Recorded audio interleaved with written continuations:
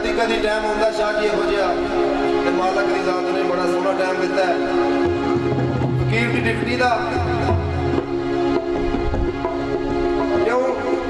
बाबे साईं सरदार ने लिखिया छेड़ू हक दा जे आज नजर किधरे दिला डंगरा ओदी पनाह लै जा छेड़ू हक दा जे आज नजर किधरे दिला डंगरा ओदी पनाह लै जा राही एवें जे इश्क दे सिलसिलेदार ते थोड़ा याद करो अपना राह लै जा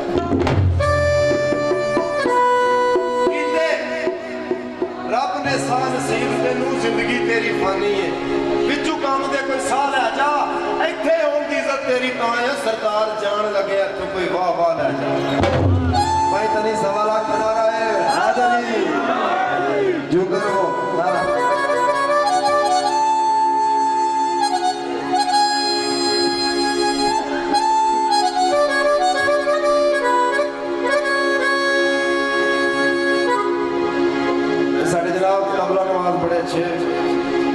बाबा जी अरशद मां ससी नूं आरती है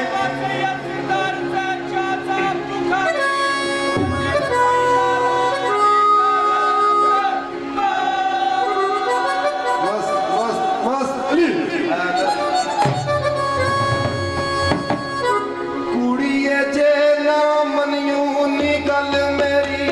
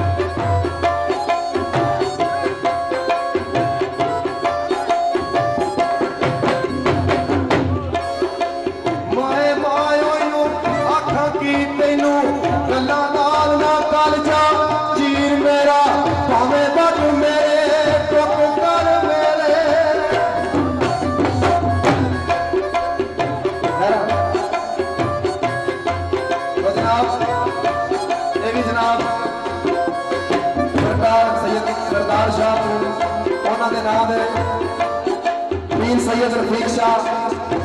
उन्होंने 1000 रुपया इनाम दिता है जनाब बहुत मेहरबानी सैयद रफीक शाह सरकार से बहुत शुक्रिया।